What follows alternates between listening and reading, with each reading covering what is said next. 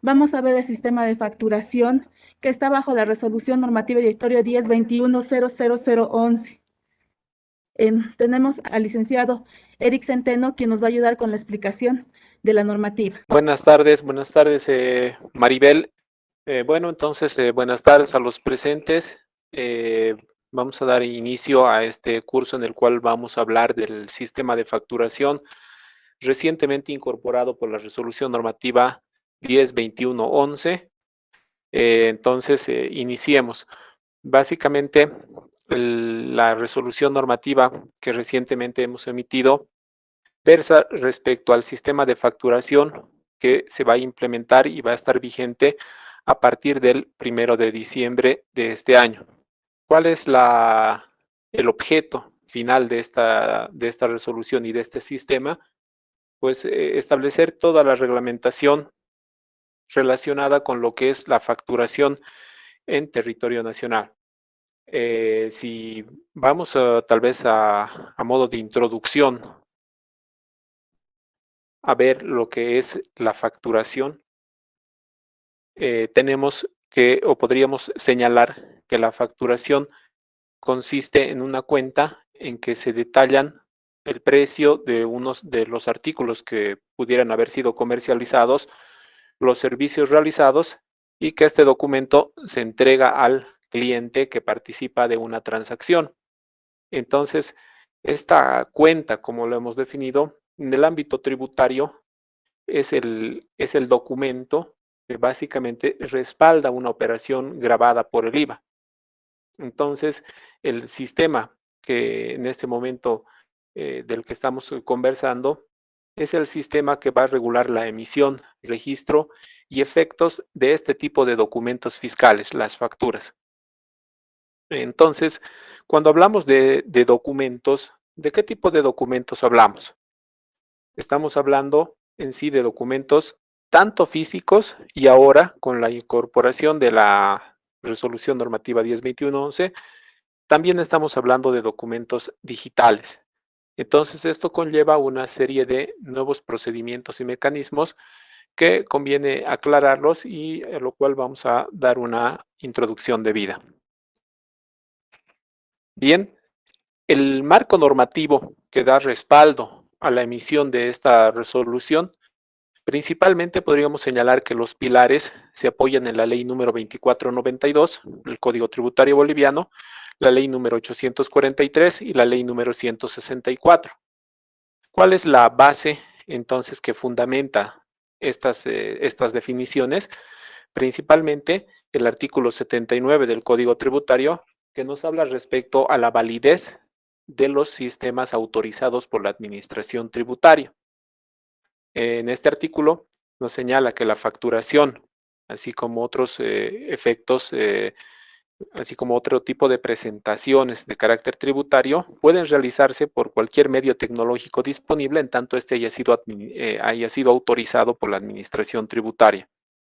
Por otro lado, la ley 843, en sus artículos 1 al 16, señala toda la reglamentación de lo que es el impuesto al valor agregado, señalando en concreto en el artículo 13 que la Administración Tributaria puede establecer la reglamentación a efecto de lo que es la facturación de las transacciones alcanzadas por este impuesto.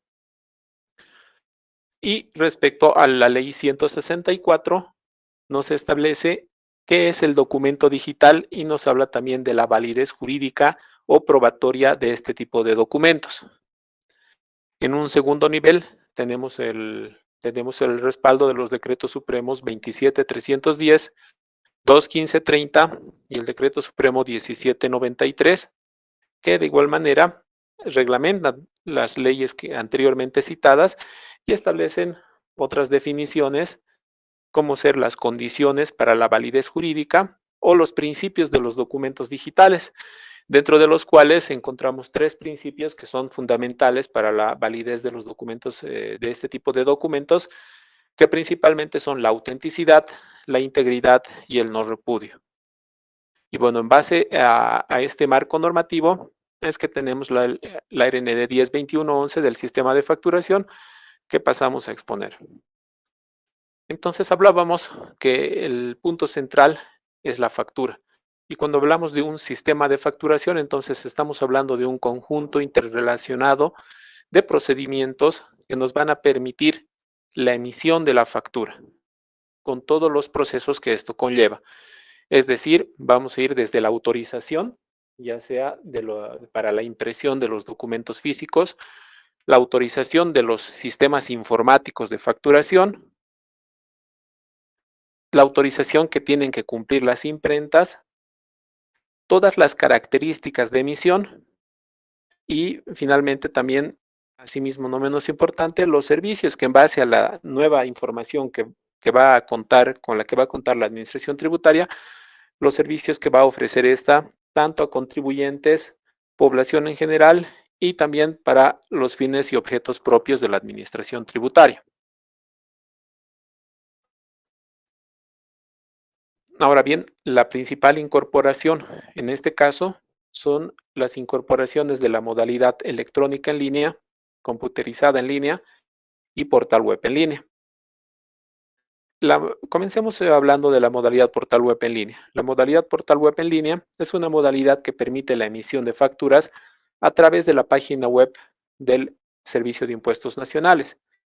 Entonces, es tal vez una de las alternativas más sencillas que se ofrece a los contribuyentes, puesto que para esto simplemente basta una suscripción a los servicios de la administración tributaria. Se va a personalizar el sistema de acuerdo a las necesidades y actividades que realiza el contribuyente y posteriormente, cada vez que necesite emitir, va a tener que conectarse y emitir las facturas a través de este portal. Las facturas electrónicas en línea y computarizada en línea, por otro lado, requieren la autorización de un sistema informático de facturación. Este sistema informático de facturación, como vamos a ver más adelante, puede ser desarrollado por el mismo sujeto pasivo o puede ser adquirido de un proveedor. Incluso también tenemos la posibilidad de recurrir al sistema de escritorio, que es un sistema diseñado por la administración tributaria en un código base, cosa que el contribuyente podría adaptar de acuerdo a sus necesidades y que de todas formas no estaría muy recomendado para emisiones masivas. Pero ya hablando de lo que es la modalidad electrónica en línea y la computarizada en línea, que a priori parecerían bastante similares, podríamos señalar que la diferencia viene por el mecanismo de seguridad que da respaldo a ambas.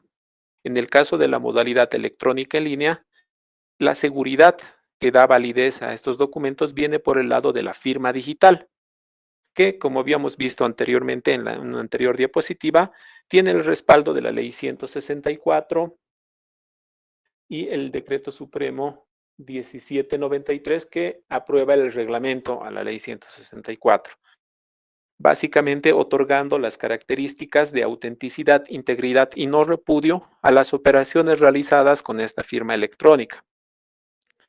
En el caso de la modalidad computarizada en línea, también cuenta con estas características, únicamente que el respaldo de seguridad y confiabilidad de estos datos viene por un hash de huella digital.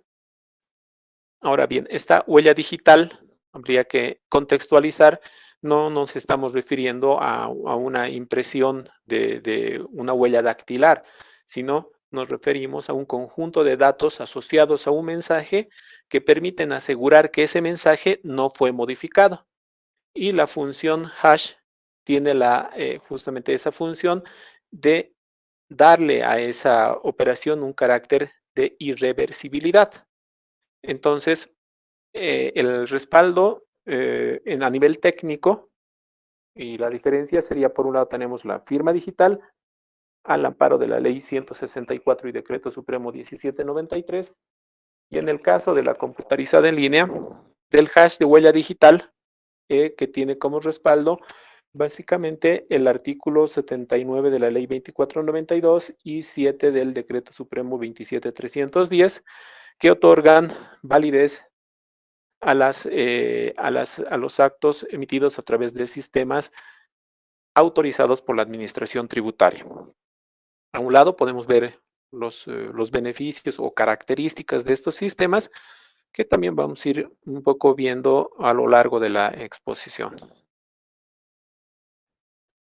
Ahora, la pregunta entonces sería, a partir del 1 de diciembre, ¿será que todos los contribuyentes tienen que migrar a una modalidad de facturación en línea? Y la respuesta es que no. Justamente en vista de que este cambio, esta renovación tecnológica, debe obedecer a un carácter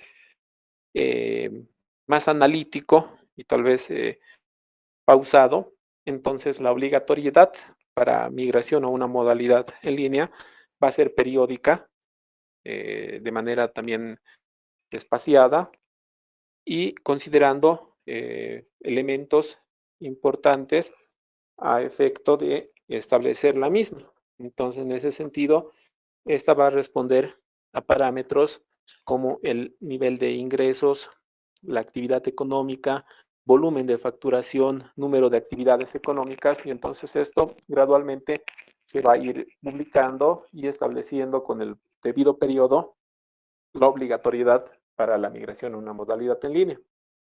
No obstante, asimismo, y por esta razón, permanecen como opciones estas modalidades. La modalidad manual, que se mantiene tal cual la conocemos o en este momento la utilizamos, con algunas diferencias u optimizaciones en los procesos de autorización para la impresión de facturas manuales, lo mismo las prevaloradas, y también se mantiene la modalidad computarizada del sistema de facturación virtual, con la característica de que esta modalidad viene siendo transitoria, puesto que en el tiempo estos contribuyentes van a ir migrando a una de las modalidades en línea. Acá también tenemos algunas características que nos señalan que en estas modalidades se emiten documentos fiscales físicos, requieren el documento físico para su validez, como vamos a ver cuando lleguemos a efectos tributarios, y el ingreso para el registro de compras y ventas también es manual, ¿no? A diferencia de las modalidades en línea, que básicamente la información, por lo menos de lo que es la información de ventas, es automática. Bien, entonces, para la utilización de cualquiera de las modalidades de facturación, existen algunos criterios básicos que se van a seguir de cara a la autorización, ya sea de los sistemas o para la autorización de emisión de documentos físicos.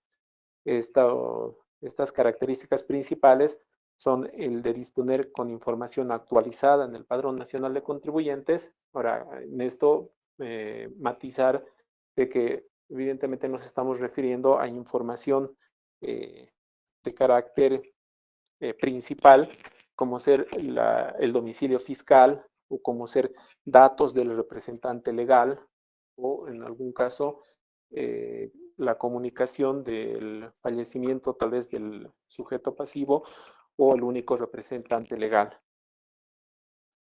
La presentación de declaraciones juradas, la presentación regular es otro requisito, no contar con marcas de control activas como el de actividad económica inexistente, por ejemplo, que determina un riesgo no solamente para la administración tributaria, sino también básicamente para los contribuyentes, puesto que esto ya posteriormente desemboca en la emisión de facturas que posteriormente tienen alguna observación por no haber sido debidamente autorizadas por la administración tributaria. Asimismo, contempla alguna otra característica que pueda implementarse a través de resolución normativa de directorio.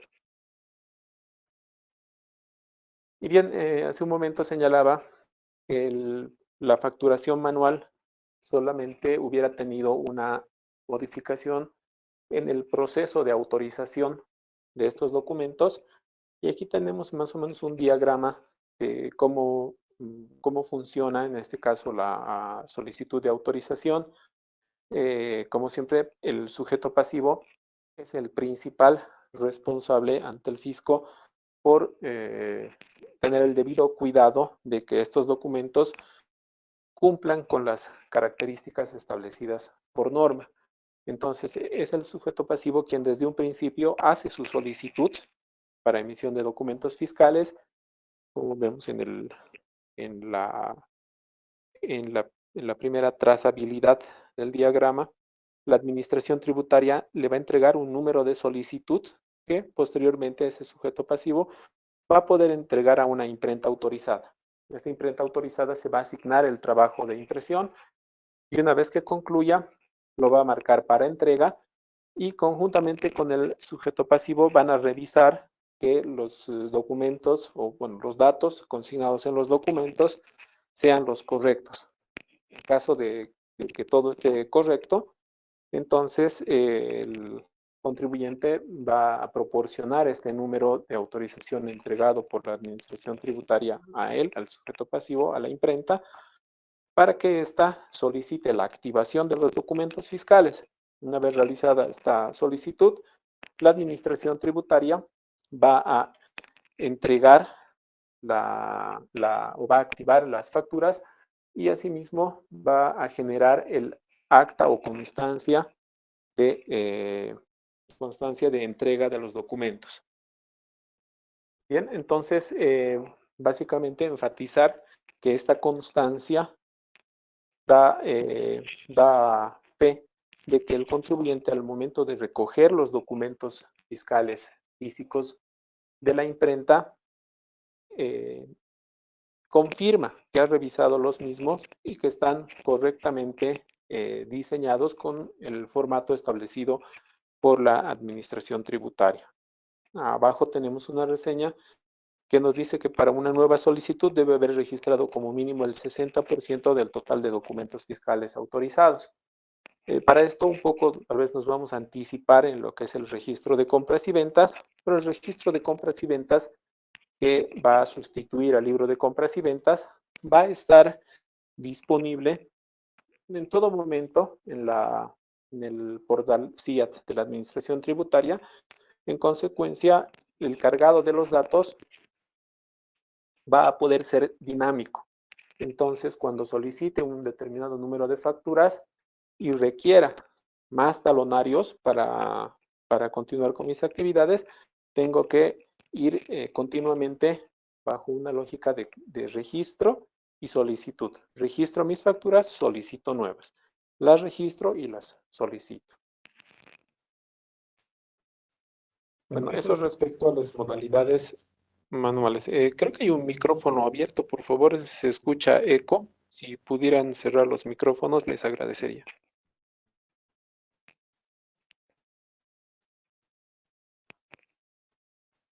Bueno. Bien, entonces esto respecto a los documentos manuales. Ya cuando hablamos de las modalidades en línea, estas, como había señalado en un principio, requieren de un sistema informático. Estas requieren de un sistema informático de facturación.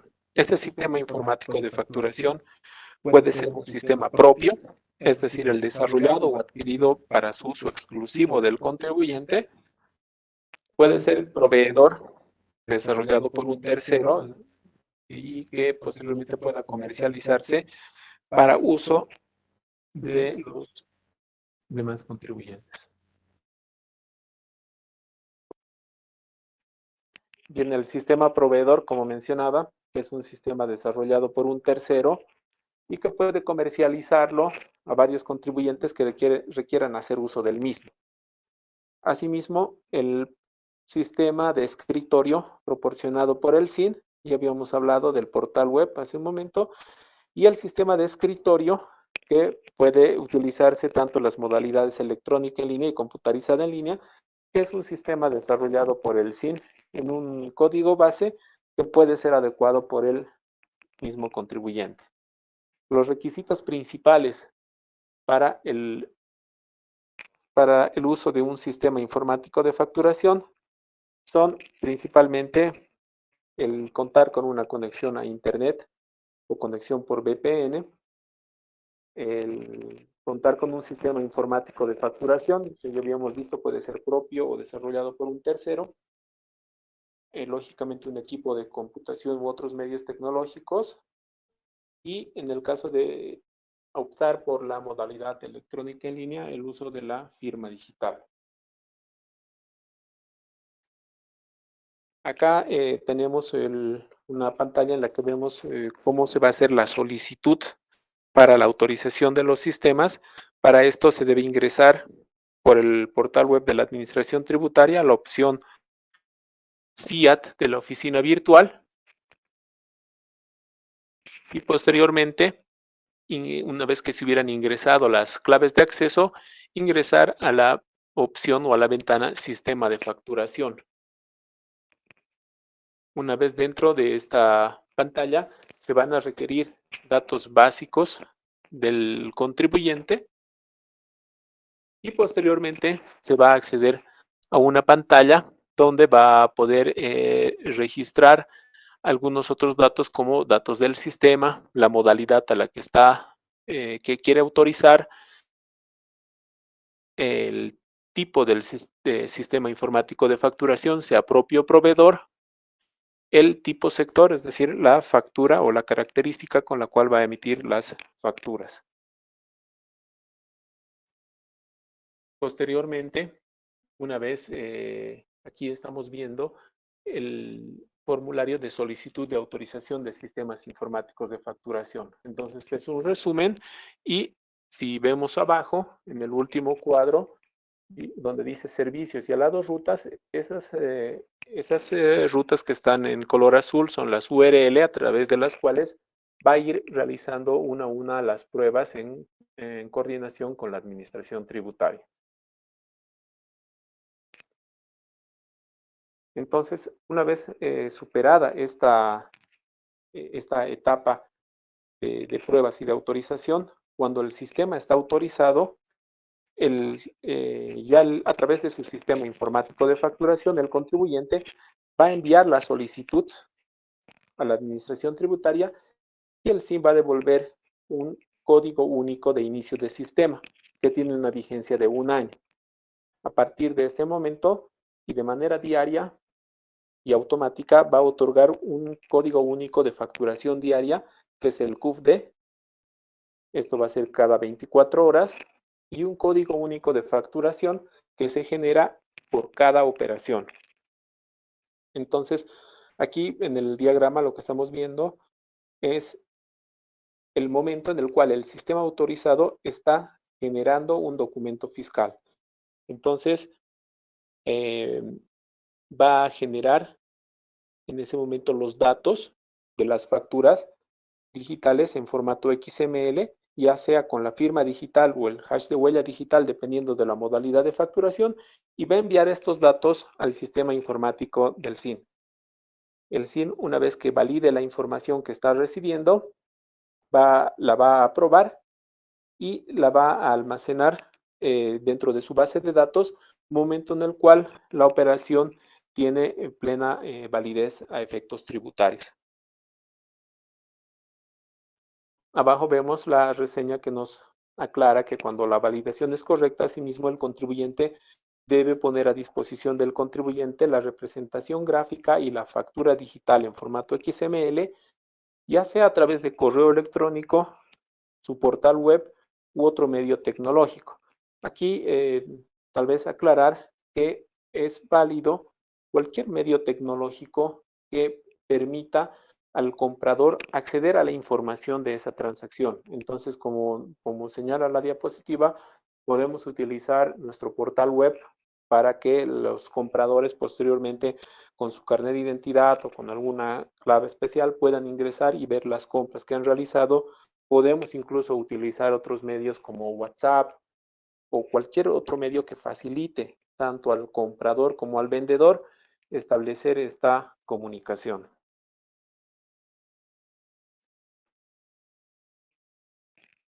Bien, respecto a la emisión ya de los documentos fiscales, la resolución normativa nos hace una aclaración. Aquí lo que vemos con los cuadros que vemos en color verde nos aclaran que para los documentos fiscales emitidos manualmente, arriba de 1,000 bolivianos es obligatoria la consignación de la nominatividad. Por otro lado, para operaciones menores o iguales a bolivianos 1,000, existe la posibilidad de que en el campo nombre o razón social se ponga sin nombre o SN y en el espacio NIT o carnet de identidad el valor 0. De manera distinta, en las modalidades de facturación en línea que vemos en el recuadro azul, todas las operaciones deben llevar los datos de nominatividad del comprador, señalando una excepcionalidad en el sentido de que se va a poder consignar un número o un código que identifique al comprador. Como por ejemplo, puede ser en servicios básicos de energía eléctrica, el número de medidor o un número de teléfono que supla esa nominatividad. Respecto a esta nominatividad, también aclarar que con la resolución recientemente publicada, se aclara que la nominatividad consiste en el número de identificación tributaria del contribuyente o su documento de identidad. Entonces, hacer la aclaración que para efectos tributarios, la nominatividad consiste únicamente en este número, el NIT o el documento de identidad, sea carnet de identidad, carnet de extranjería o pasaporte. El nombre o razón social todavía se va a consignar en los documentos, seguramente va a tener sus efectos en ámbitos comerciales u otros efectos, pero a efectos de la validez tributaria se considera únicamente el NIT o documento de identidad. Respecto a los códigos especiales que se manejan, tenemos 3 códigos que se estarían manejando, el 99001, que es un código que actualmente ya se utiliza para ventas realizadas a consulados, embajadas, organismos internacionales, patrimonios autónomos, personal diplomático o personas extranjeras sin residencia. El código 99002 es un código reservado para la administración tributaria que lo va a utilizar en sus procesos de control tributario. Y el 99003 es el código que va a tener que consignarse en las facturas que se emitan por las ventas menores del día. Cuando no se hayan emitido facturas por valores menores a 5 bolivianos y no lo haya requerido el comprador, entonces esas se van a anotar en un libro de ventas menores y al final del día se va a emitir una factura con ese número en el espacio NIT.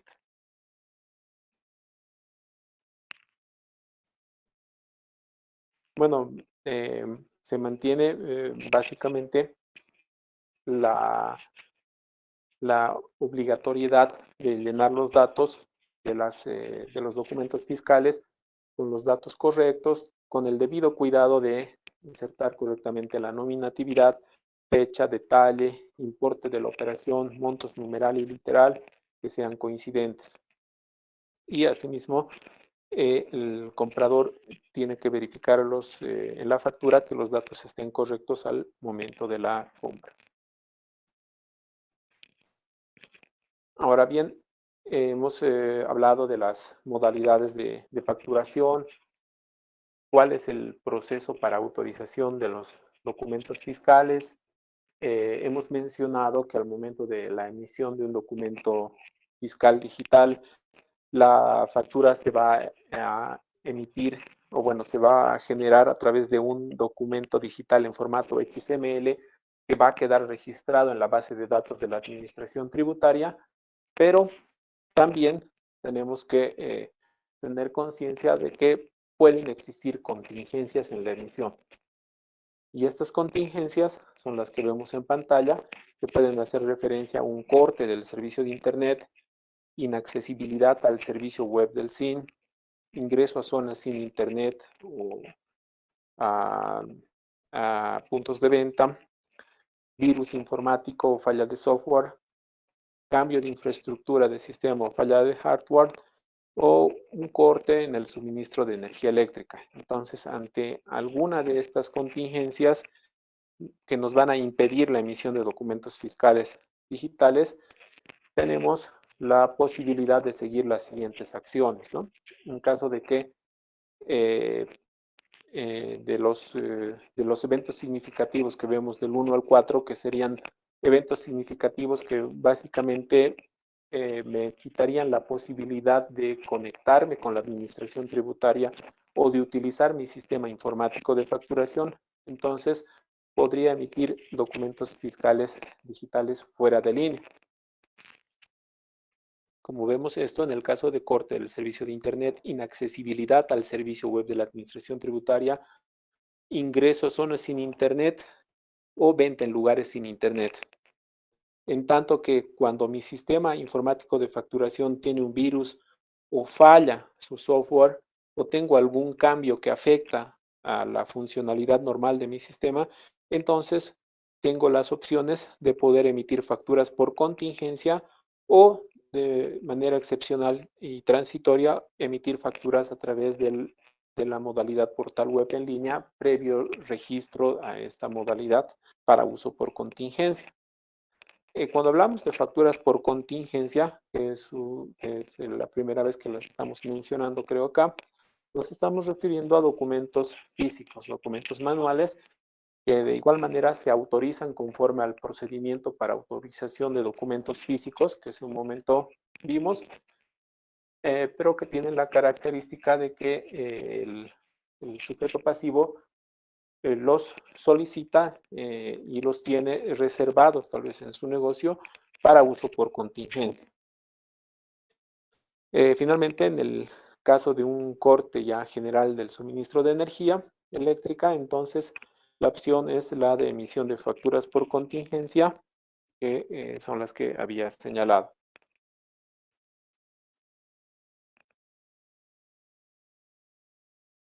En referencia a estas contingencias y cómo funcionan los códigos, señalar que en los casos 1 y 2 precedentes, es decir, corte del servicio de Internet o inaccesibilidad al servicio web de la Administración Tributaria, el código único de facturación diaria que habíamos mencionado hace un momento, que es el que diariamente, cada 24 horas se emite, va a extender su validez hasta 72 horas como máximo para la emisión de documentos fiscales fuera de línea. Y excepcionalmente en los casos 3 y 4, es decir, ingreso a zonas sin Internet por despliegue de puntos de venta o venta en lugares sin Internet, este código extiende su validez hasta 15 días. En este caso, se debe registrar el evento significativo que corresponda a través del sistema informático del contribuyente. Entonces, ante una contingencia, podríamos señalar que las alternativas que puede optar el contribuyente que vaya a continuar con su actividad grabada, vaya a seguir haciendo ventas o vaya a continuar prestando sus servicios, puede prever la disponibilidad de mecanismos alternativos de generación eléctrica que garanticen el funcionamiento de sus servidores o equipos, o puede prever equipos y software de respaldo de sus sistemas. Si no puede esto, puede contar con un stock de facturas por contingencia para las modalidades de facturación electrónica en línea. Y también, asimismo, contar con un stock de facturas manuales para la modalidad de facturación computarizada SFB, que también puede hacer uso de estas facturas por contingencia en casos de emergencia. Respecto a las contingencias, señalar que las facturas emitidas fuera de línea, posteriormente al restablecimiento de la comunicación, tienen que enviarse a la Administración Tributaria a través del sistema informático de facturación en el plazo de 48 horas posteriores a la finalización de la contingencia y de 72 horas posteriores al restablecimiento de la comunicación con los servidores del CIN en el caso de las facturas por contingencia, que son las facturas físicas que habíamos mencionado.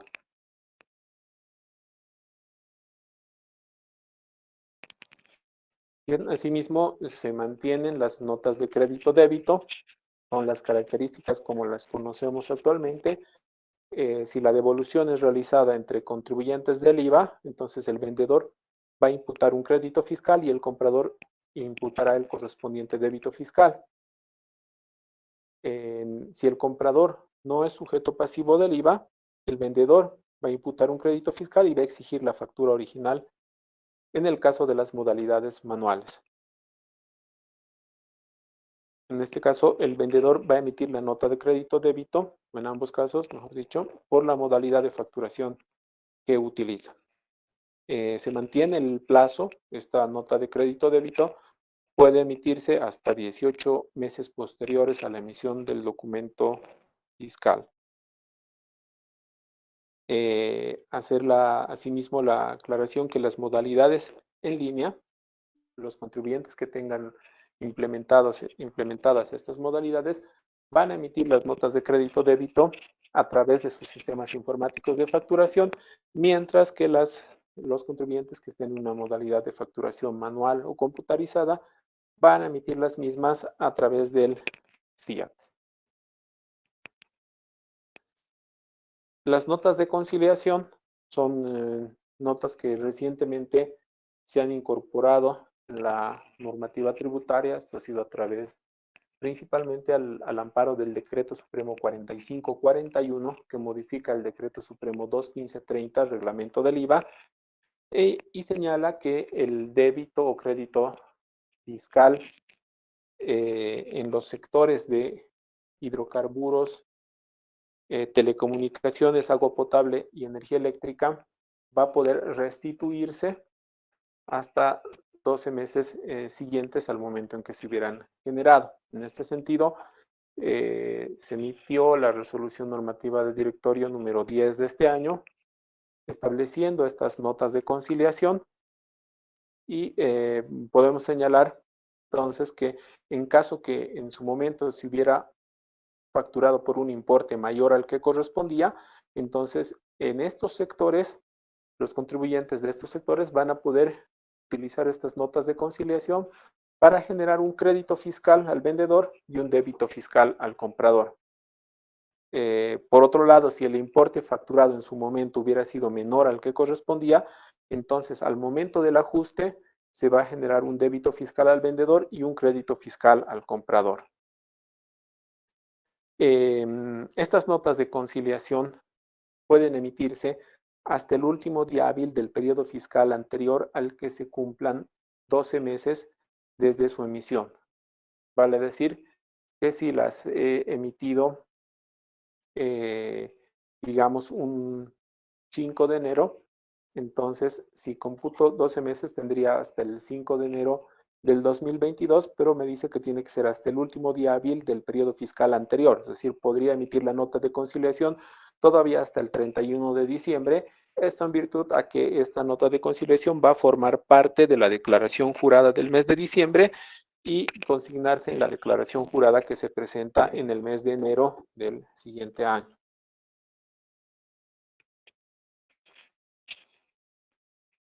En ese momento, las notas de conciliación pueden generarse a través de la opción SIAT y cuando esté en vigencia ya las modalidades o de manera obligatoria las modalidades electrónica en línea y computarizada en línea, se va a hacer a través del sistema informático de facturación, mientras que los contribuyentes que estén en otras modalidades de facturación lo van a continuar haciendo a través del sistema SIAT.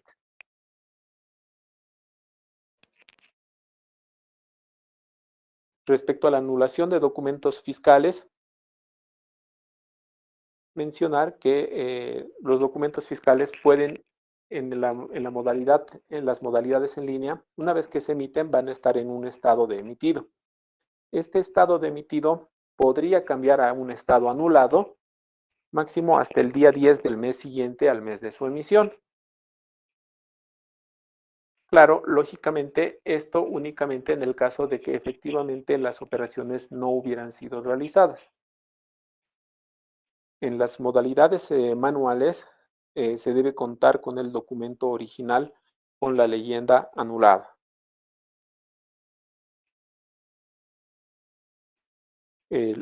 Una anulación que digamos ya se realiza fuera del periodo, ahora estamos en agosto, digamos las facturas de agosto, si es que ha habido alguna anulación y requeriría nuevamente facturar, puesto que al final la operación posiblemente se realice, solamente podría hasta el día de hoy.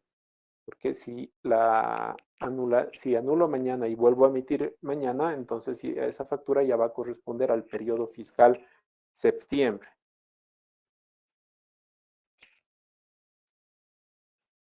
Respecto a la inutilización de documentos fiscales,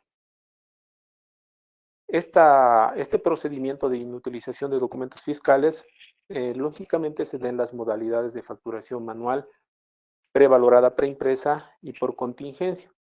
¿Y cuándo se da esta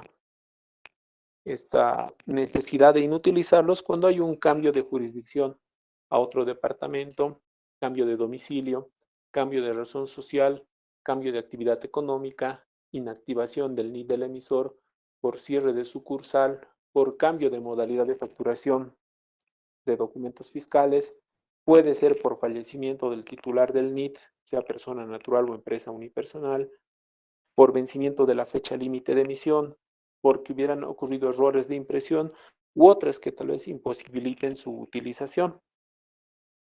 Estos documentos tienen que ser posteriormente registrados a través de la opción SIAT en la página de la Administración Tributaria dentro de los 20 días siguientes. Por ejemplo, en las operaciones que implican una modificación en el padrón, dentro de los 20 días siguientes al registro del cambio de información en el padrón. Entonces, este plazo está debidamente identificado de acuerdo a la casuística de que da lugar a la inutilización de los documentos fiscales. En el caso de los documentos fiscales extraviados, se mantiene el mismo procedimiento. Los documentos fiscales físicos extraviados tienen que registrarse a través de la página web y asimismo previamente tiene que haberse realizado una publicación en un periódico de circulación nacional que haga referencia al extravío de los mismos y una denuncia ante la policía boliviana. Procedimiento de extravío que se mantiene. Ahora bien, para el registro de compras y ventas, porque mi compañera les va a exponer esta parte. No sé si la licenciada Trigo está presente.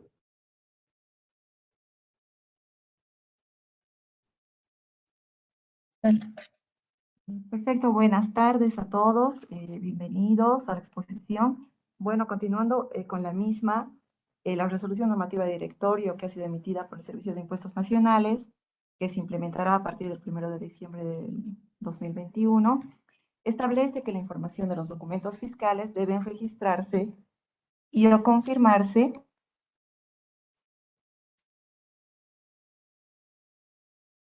a través del registro de compras y ventas, que estará habilitada en la opción SIAT de la página web del SIN. En este caso, el registro de ventas establece la normativa que el sujeto pasivo del IVA emisor que optare por las modalidades de facturación manual, prevalorada preimpresa y computarizada SPB, tendrán que realizar el registro de los documentos emitidos a través de estas modalidades en este registro. Por otro lado, respecto al registro de compras, la normativa establece que deberá registrar y o confirmar las compras independientemente de la modalidad en la que se encuentre. Asimismo, establece quiénes son los obligados a registrar o confirmar el registro de compras y ventas. En este caso, ¿quiénes son los alcanzados? Los sujetos pasivos del IVA. Por el otro lado, establece como una excepcionalidad que en el caso del registro de compras, las entidades públicas, organizaciones no gubernamentales, ONGs, fundaciones, asociaciones sin fines de lucro y universidades públicas que no estén alcanzadas por el IVA tienen la obligación de confirmar y o registrar los documentos fiscales de compras correspondientes a un periodo fiscal.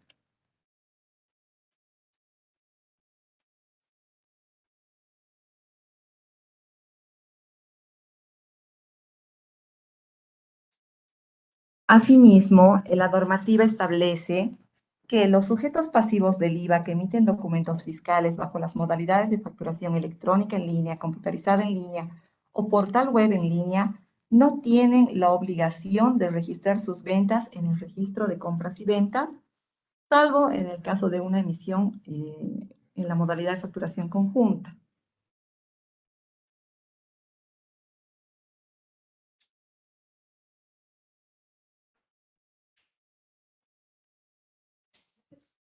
Por otro lado, la normativa establece cuáles son los registros que debe llevar el sujeto pasivo del IVA.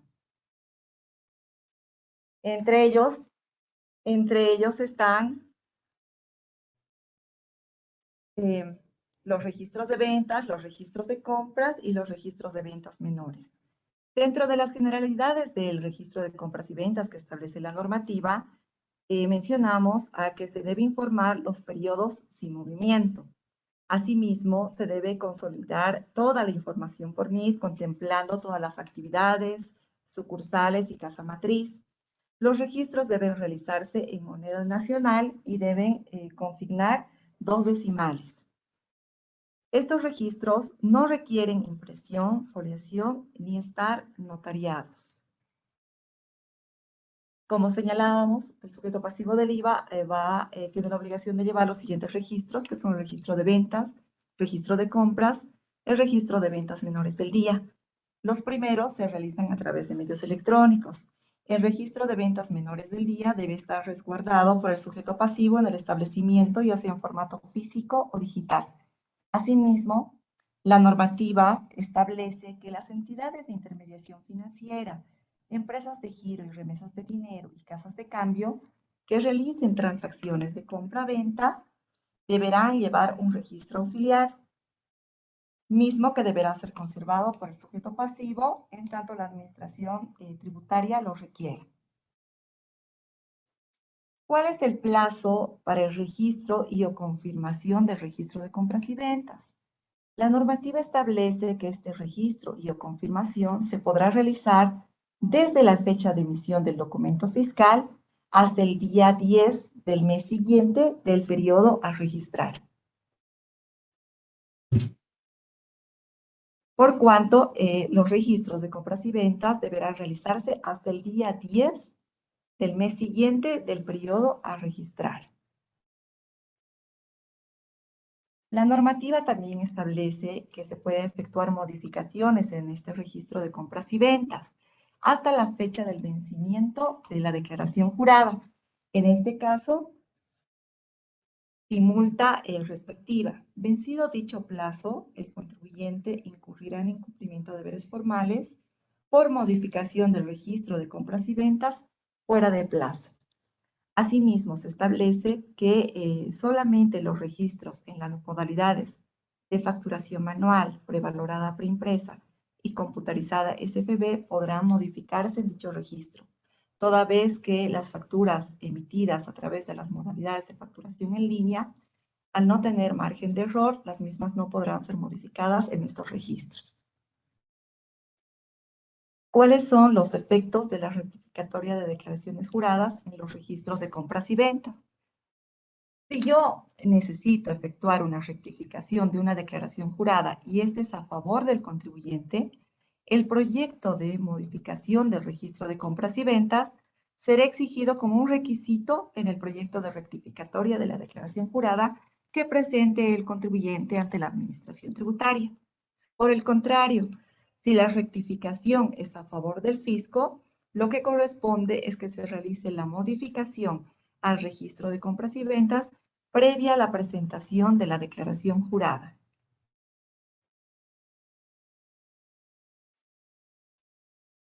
Bueno, acá tenemos una pequeña comparación de los libros de compras y ventas, el SB y el registro de compras y ventas. En este caso señalamos que en el caso de los libros de compras y ventas que se realizan a través del facilito, se registran manualmente todos los documentos fiscales, ¿no? En este caso, en el registro de compras y ventas, las facturas emitidas por una modalidad de facturación en línea ya estarán registradas en el registro de compras de cada sujeto pasivo. Asimismo, las facturas registradas por sus proveedores que sean las modalidades de facturación manual, prevalorada, computarizada, ya estarán registradas también en el registro de compras del contribuyente. El libro de compras y ventas se realiza al final del periodo fiscal hasta la fecha de vencimiento del IVA. En este caso, el registro de compras y ventas podrá hacerse desde el día de la emisión de la factura hasta el día 10 de cada mes. Entonces, en este caso es mucho más dinámico. Asimismo, es importante señalar que el libro de compras y ventas estará vigente hasta noviembre del 2021, toda vez que los registros de compras y ventas entran en vigencia a partir del 1 de diciembre del 2021, por cuanto el periodo noviembre 2021 será enviado a través del libro de compras y ventas a través del aplicativo Facilito. Los nuevos envíos o rectificatorias del libro de compras y ventas de periodos anteriores a diciembre de 2021, es decir, aquella información de periodos anteriores que no hubiera enviado o que necesite rectificarlas, se realizará por el registro de compras y ventas a través de una opción habilitada al efecto dentro de este registro, mismo que contemplará la estructura del libro de compras y ventas. Básicamente es lo que refiere la normativa respecto al registro de compras y ventas. Muchas gracias, Eric. No sé si podemos dar continuidad.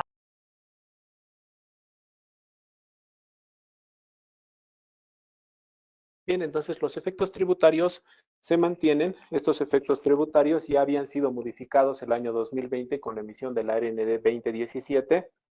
Esto establece básicamente la validez de los documentos fiscales electrónicos. Hasta antes de la emisión de la RND del año pasado, el valor solamente se concedía al documento físico. Bueno, todos hemos estado siempre acostumbrados, digamos, a la tenencia de nuestra factura original. Entonces, en este caso, en los documentos digitales emitidos a través de la modalidad electrónica en línea, computarizada en línea o portal web en línea, el documento ya registrado en la base de datos de la Administración Tributaria es el documento que tiene plena validez tributaria. Y con esto, si nos damos cuenta, también dejamos de lado un riesgo que existía, ¿no? Porque en su momento podíamos comprar algo no sé, el 10 de enero de un año y posteriormente esa factura recién teníamos que esperar que hasta el mes siguiente, entre el 13 y el 22, el vendedor consigne esta factura dentro de su libro de ventas y recién iba a tener la Administración Tributaria el dato de esa transacción y el comprador, por otro lado, la certeza de que la compra que ha realizado ha sido debidamente informada por su vendedor. En este caso, tanto la Administración Tributaria como el comprador cuentan con la certeza y con esa información al momento de la transacción. Este documento entonces es válido para respaldar crédito fiscal en las características que se han señalado. Un documento XML registrado en la base de datos de la Administración Tributaria. Entonces, ¿cuáles son las condiciones? Si vemos, las primeras tres son las que se han ido difundiendo de manera masiva como los criterios generales básicos que debe cumplir una factura para su validez. Que se haya realizado el hecho económico, que la actividad esté vinculada, que la factura esté vinculada a la actividad grabada y contar con el original del documento. Pero ahora además se añade la posibilidad del documento digital que debe estar registrado en la base de datos de la Administración Tributaria.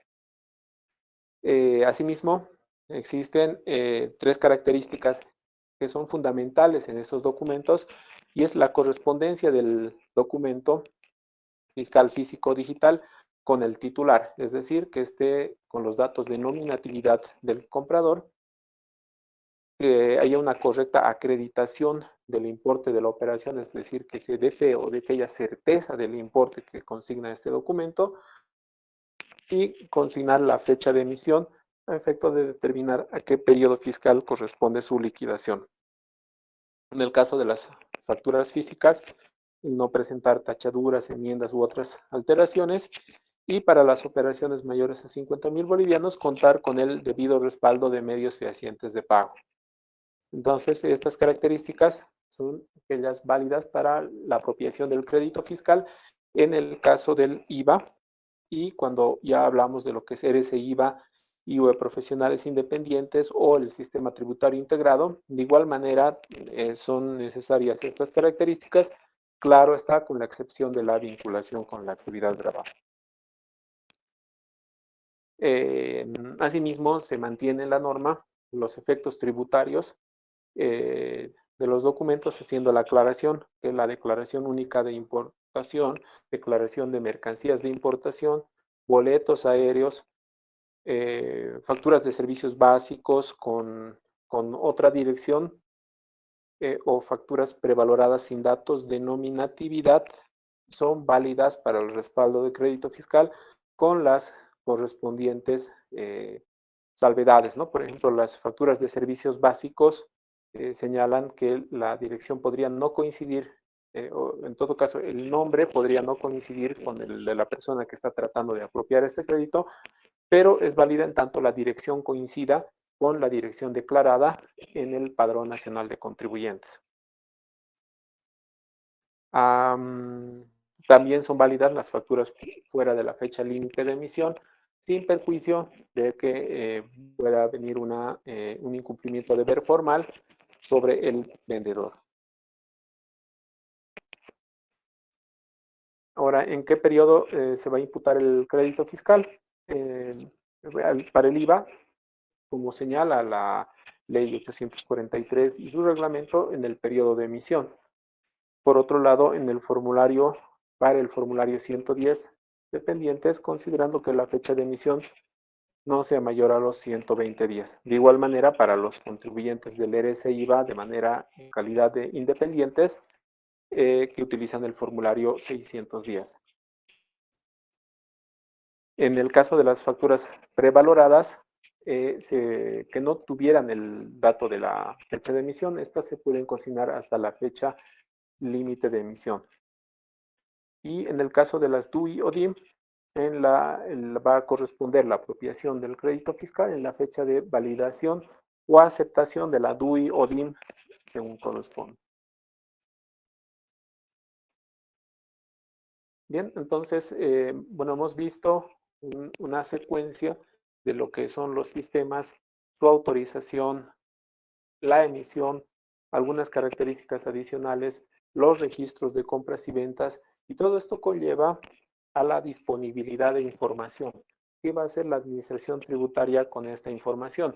Además de dar cumplimiento a sus fines de control, verificación, fiscalización, investigación o garantizar la recaudación que corresponde al sujeto activo, también va a ofrecer servicios a la población y también a los mismos contribuyentes, ¿no?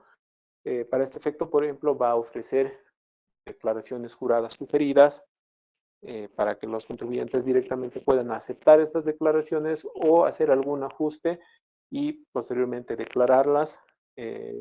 Va a permitir la consulta de documentos fiscales emitidos, anulados u observados con el NIT o documento de identidad del comprador.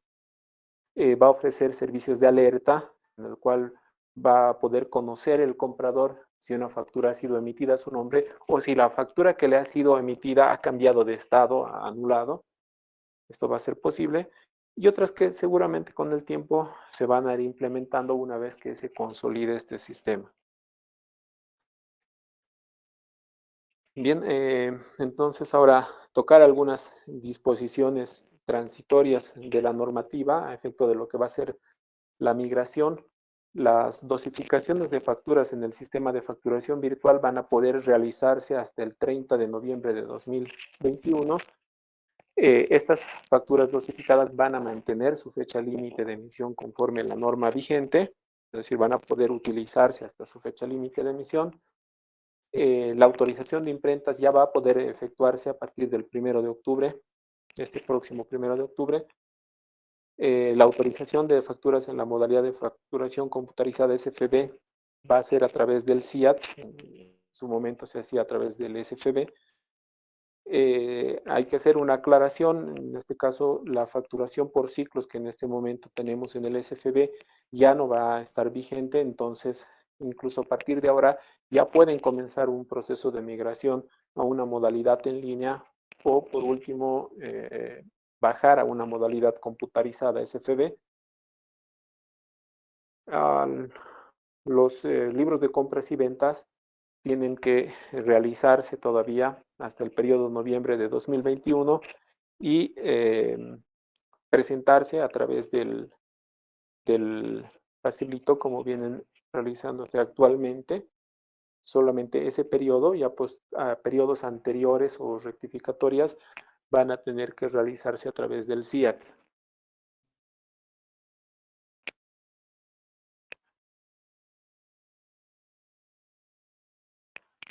Bien, entonces, como había mencionado en un principio también, esta migración va a ser periódica, de acuerdo a grupos que van a ser definidos en base a ciertas características tributarias. En este momento, a partir del 1 de diciembre, tienen que incorporar una modalidad computarizada en línea o electrónica en línea 171 contribuyentes que han sido clasificados en la RND 10-21-12 y asimismo los contribuyentes que estaban en la modalidad oficina virtual ya a partir del 1 de diciembre van a comenzar a utilizar en la modalidad portal web en línea. Esto ya más o menos determinando que por lo menos 47,000, más de 47,000 contribuyentes ya estarían utilizando una modalidad en línea que va a permitir una transición gradual, pero ya segura en lo que es la implementación de este sistema en el futuro. Aquí hacer la aclaración, ¿no? Lo que señalaba la modalidad de facturación oficina virtual, tiene que suscribirse al sistema, obtener sus credenciales, hacer una pequeña configuración de acuerdo a los datos de su negocio y posteriormente ya va a poder utilizar la modalidad de facturación portal web en línea. Entonces, ya más o menos para ir cerrando, mencionar que los beneficios de las modalidades en línea van a consistir principalmente en una reducción de costos en sentido de que disminuye el uso del papel, básicamente. De igual manera, una vez que se vayan afianzando los conocimientos, va a disminuir el tema de la gestión o el tiempo que voy a tener que dedicar a mis facturas. No tengo necesidad de estarlas transcribiendo. Tengo la información ahí ya organizada y clasificada para cualquier fin que quiera dar esa información. Existe la validación en línea de los documentos fiscales, lo que había señalado, que otorga tanto seguridad a la administración tributaria como a los compradores. Permite la generación de declaraciones juradas sugeridas. Respecto al registro de compras y ventas, los emisores en línea no tienen la necesidad de transcribir sus ventas al registro, estas ya aparecen automáticamente en su registro. Con esto conlleva una simplificación de los procedimientos administrativos. Lo había mencionado, una mayor seguridad y rapidez en la emisión de las facturas y también una reducción en errores en la emisión de las facturas al existir también una validación que se realiza en tiempo real. Entonces, creo que habríamos culminado con esta exposición que tenía como finalidad resaltar los puntos importantes de lo que es la resolución normativa 1021-11. Hemos resaltado las principales modalidades que se están incorporando, los procesos de autorización, el registro de compras y ventas. Se ha hecho la aclaración respecto a la validez de los documentos tributarios, de estos documentos digitales de efectos tributarios. Y entonces, bueno, quedamos atentos a las consultas que puedan hacernos llegar. Muchas gracias.